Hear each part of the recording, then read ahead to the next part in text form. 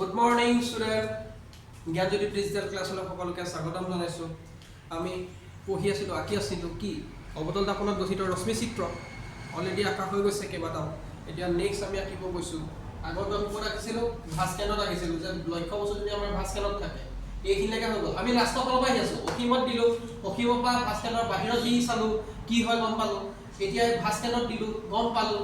এতিয়া আমি ক'ত আঁকিম? অকণ আগলৈ আঁকো, তাৰমানে কি হ'ব? অকণ যদি আগলৈ লৈ গুচি আহোঁ মই লক্ষ্য বস্তু যদি এইখিনিত ঠেলি লৈ গুচি আহোঁ তেতিয়া মোৰ কি হ'ব? ভাস্কেন্দ্ৰ আৰু ফকাছৰ মাজত হ'ব। কুৱেশ্যনটো সেইটোৱে হ'ব। তেনেকৈ বস্তু একচুৱেলি পঢ়োঁতেও তেনেকুৱা টাইপতে পঢ়িবা যাতে বস্তুটো তোমাৰ লগত কনচেপচুৱেলি থাকে, মনত থাকে, যাতে কোনো খেলি মেলি নালাগে। ঠিক আছে?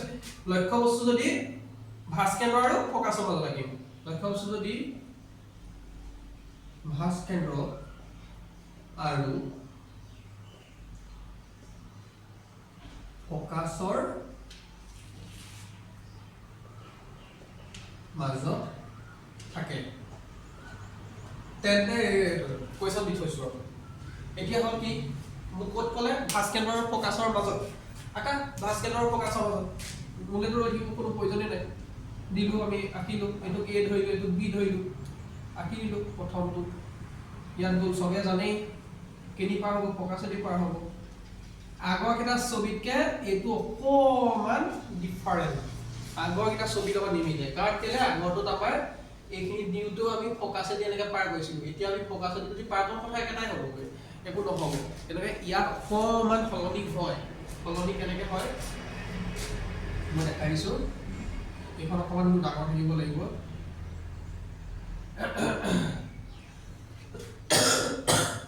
অলপ কাহ হৈ আছে, কাহ এটা আহি আছে খুব। ভাস্কেন্দ্ৰটো অকণমান চিফ্ট কৰিছোঁ হা, মই জুখি লোৱা নাই কাৰণে চিফ্ট কৰি লৈছোঁ আৰু তোমালোকে নিমিলে বাৰু, তোমালোকৰ মিলি থাকিব। এইকেইখন অকণ ডাঙৰ কৰি লৈছোঁ।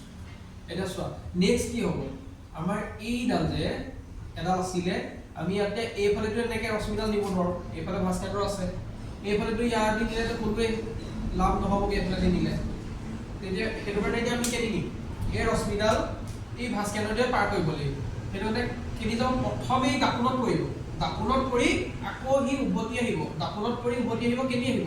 ভাস্কেন্দ্ৰৰ মাজেদি পাৰ হৈ যাব। এতিয়া সেইডাল আঁকোতে এনেকুৱা ধৰণে আঁকিব লাগিব, স্কেল লৈ আঁকিব লাগিব, যিটো ইয়াৰ এংগলত সমানে সমানে তাক সেইফালেও নিব পাৰিব লাগিব। তাৰমানে তুমি নিবা হয় প্ৰথম এইখিনিলে চাই ল'লা, এইটো অনুমানিকত সিফালে লৈ যাবা, কিন্তু প্ৰথম ইডালে আঁকিব লাগিব। ইয়াত পৰিলে দাপোনখনত এবাৰ নিলা, এইটো নিলা, নি পিনে আকৌ কি হ'ল দাপোনখনত পৰাৰ পিছত আকৌ ঘূৰি আহিব। আগতে এনেকৈ এনেকৈ সিফালে সিফালে গৈছিলে, এইবাৰ কিন্তু একেটা ডাইৰেকশ্যনতে ছেম ডাইৰেকশ্যনতে ঘূৰি আহিব। কেতিয়াবা হয় এনেকুৱা, চাবাচোন আমি কেতিয়াবা টৰ্চ মাৰোঁ, প্লেট এখন মিৰত চাবা, এনেকৈ টৰ্চটো মাৰি চাবা, চিধা গৈ সি এইফালেদি আহি আমাৰ গাতে পৰেহি আহি পিনি, বা হাতটোতে এইখিনিতে ঢাক খাই যাব বস্তুটো। লাইটটো এনেকৈ টৰ্চটো মাৰি চাবাচোন, সেইটো সেই কথাটো একেটা ইয়াত হৈ আছে। এনেকৈ কৈছে ইয়াত পৰিছে, ইয়াত পৰি আকৌ এইফালেদি আহি কেনি পাৰ হ'বগৈ? আমাৰ এই ভাস্কেন্দ্ৰদি পাৰ হৈ গুচি যাব। এইফালেদি এনেকৈ পাৰ হৈ গুচি যাব।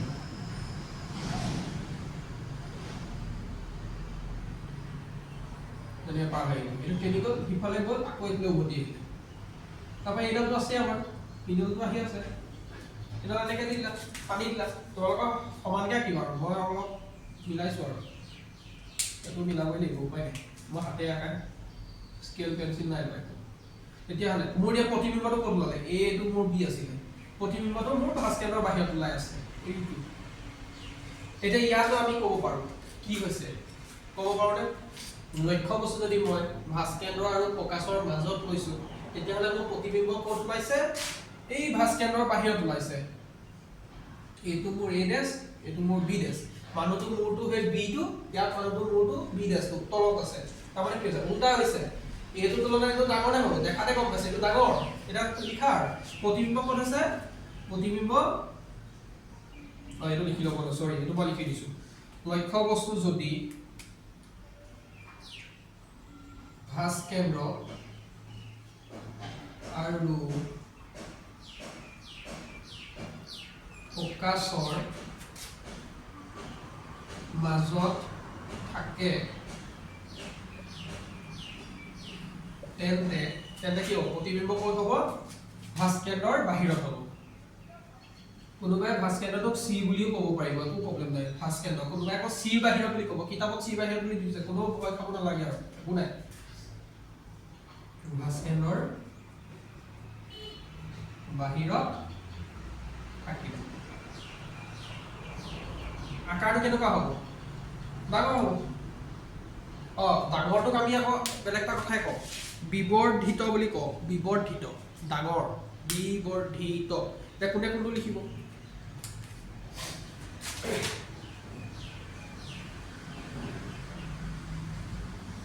বিবৰ্ধিত এইটো লিখিব। কোনোবাই আকৌ তাকে ডাঙৰ বুলিও ক'ব পাৰিব, প্ৰব্লেম নাই।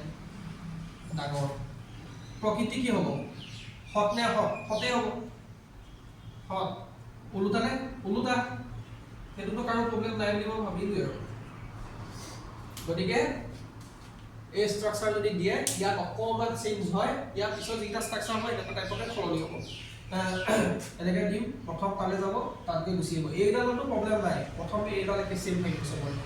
ইয়াত আঁকিবা, এইটো ষ্ট্ৰাকচাৰটো আঁকি চাবা, আঁকি চাই যদি অকণমান ইফাল সিফাল হয় তেতিয়া মোক কোৱা, ফটোটো মাৰি দিবা, মই কৈ দিম কি হয় কি হয়। আৰু নম্বৰটো কম বাৰু দি আঁকিম, ডেছক্ৰিপশ্যনত দি থ'ম, চাবা তাতে। কোনোবা মোৰ অনলাইন ক্লাছ কৰাৰ উপৰি বাহিৰৰ যদি কোনোবা বেলেগ ষ্টুডেণ্টেও পোৱা, প্ৰব্লেম নাই, সুধিবা। ধন্যবাদ, বাই বাই।